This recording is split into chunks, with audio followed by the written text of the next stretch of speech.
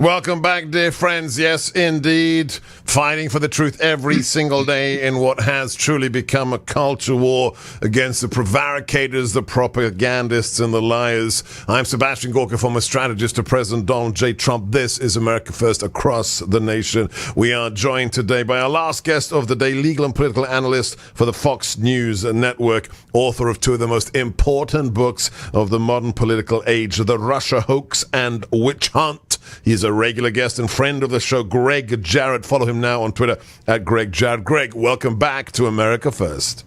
Sebastian, good to be with you as always.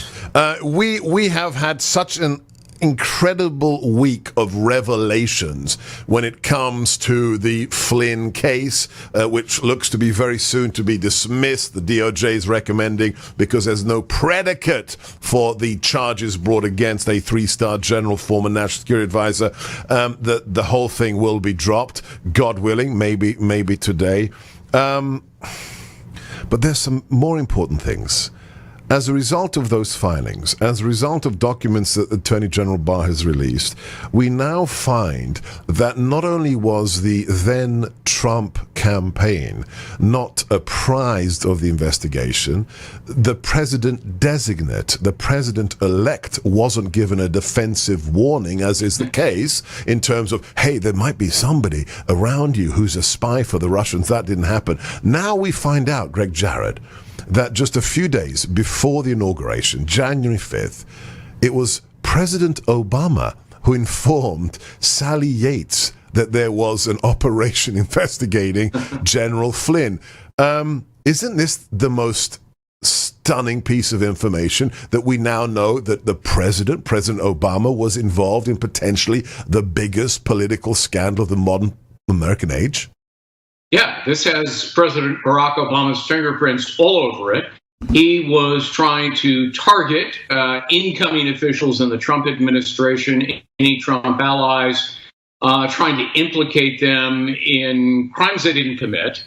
And look at the sequence of events. On January 4th, Peter Strzok tells the field office, no, don't close down the Flynn investigation because you don't have any evidence. Next day, meeting at the White House, Comey, Clapper, Brennan, Susan Rice, Barack Obama, Joe Biden, and the plan is hatched then to go after not just Donald Trump, but Michael Flynn. The next day, Comey meets privately with President-elect Trump and only tells him about a couple of pages of the dossier, which Comey knew was phony and fabricated, in order to trap the president-elect, which didn't work. Comey rushes out to his car to write a memo about it, something incriminating, which he really didn't have.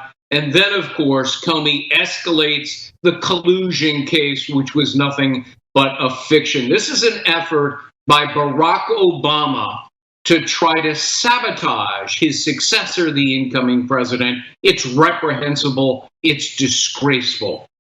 If you were a prosecutor, what would it indicate to you, or if you were a judge, Greg Jarrett, that the director of an agency knew full well that his agency was investigating a member of the new administration for being a Russian agent, not just a member, but the national security advisor, and when he has a private meeting with the new president, he doesn't tell him, but instead tells him about this salacious dossier that he later in front of Congress would say was unverifiable? What would that indicate to a decent prosecutor or a fair judge about the motivations of that FBI director? The director is nefarious and a prodigious liar who readily admits that he snookered the brand new White House, deceiving Flynn, not telling White House counsel about the interview with Flynn, which had no sufficient legal predicate. Flynn had done nothing wrong. He committed no crimes. And Comey knew it, and so did McCabe and Peter Strzok. Instead, they tried to create a crime, invent a crime in order to get Flynn to lie so they can prosecute or fire him. Shameless conduct, and it's the reason, in the end, the Department of Justice, realizing this trove of exculpatory evidence withheld from the defense in Flynn, that they, in good conscience, in the interests of true justice, dismissed the charges. Of course, you've got Barack Obama, who's trying now to cover it up by blaming Barr and saying it's an assault on justice. No, it's just the opposite. Obama engaged in a deliberate assault on justice. He is the author of The Russia Hoax and Witch Hunt. You need to read these books, my friend. In the last couple of minutes we have in this segment, Greg Jarrett, what are the charges that could be brought if we really see a blatant conspiracy to obstruct the course of justice, to persecute people for political reasons? McCabe, Stroke, Comey, Brennan, Yeah. what kind of charges could be brought against them under a fair interpretation of events? Well, you've named four of the top individuals who are surely under the investigative microscope now by U.S. Attorney Durham. The charges potentially could be anything from fraud, conspiracy to defraud, obstruction of justice, perjury, and deprivation of rights under color of law. All of these things relate not just to the Flynn case, but also lying to a FISA court, deceiving the judges, and the overall handling of the Trump-Russia collusion case by the FBI and later by the special counsel. So there's a wealth of information here that Durham and his prosecutors are combing through. And I'm reminded of what the Attorney General said. If people broke the law and the evidence supports the proof, they will be prosecuted. You are listening to our special on Obamagate, and yes, that's exactly the name we've been using here for over a year on America First, and yesterday the president used it himself. Hashtag Obamagate, over 1 million uses of that phrase in just the last 24 hours. Somebody who knows what that means is Greg Jarrett. Follow him, Greg Jarrett, on Twitter, GreggJarrett. I'm Sebastian. This is America First on the Salem Radio Network. Back with Greg in a moment. This isn't NPR. We don't take tax dollars here.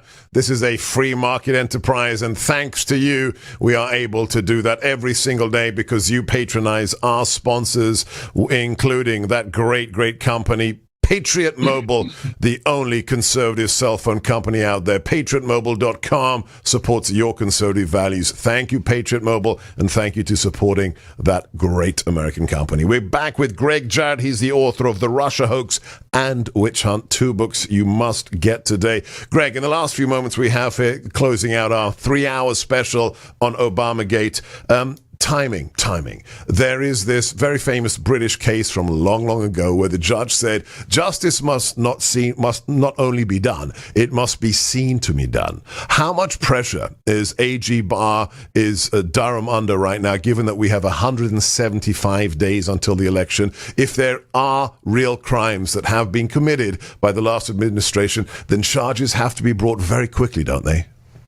Yes, time is of the essence. Barr and Durham both know that. Their difficulty here is that the more they dig, the more dishonesty and corruption and lawlessness they're uncovering. This was massive. This entire Trump-Russia collusion hoax that was perpetrated by the FBI, some people in the Department of Justice, paid for by the Clinton campaign and Democrats, with Obama's White House intimately involved. So, getting to the bottom of this is not easy. It's easy to invent a lie. Uncovering the truth is exceedingly hard. But I would think sometime during the course of this summer, you will see some indictments. I hope there's a lot, but there may just be a few. Are you feeling confident? Are you feeling good about justice being done and seen to be done? Yeah, the fact that finally Barr saw through the charade, the sham of the Flynn prosecution suggests to me that he understands what he has described as the entire affair, the Trump collusion hoax, as a travesty, one of the great travesties in America. So, I think he understands the importance, the gravity of getting to the bottom of it, exposing the truth, which has been covered up and concealed for so long. And by the way, Christopher Wray, the current FBI director, has been a part of the cover-up. Yes. I wrote a column recently that said he should resign or be fired. I still believe that. He is involved in hiding the evidence. I have it right here. We're going to repost it on our Twitter and Facebook feeds. Greg Jarrett, Flynn cover-up, FBI's Wray must go. Americans need an FBI director they can trust. Absolutely, and that's why we go to Greg Jarrett, the most trusted analyst of legal matters on Fox News. God bless you, Greg. Keep doing what you do. I'm Sebastian Gorka. All 3 hours of our OBAMAGATE special will be posted, audio and video, YouTube, Facebook, Instagram, TV. My friends, stay frosty out there. Never give up, never give in.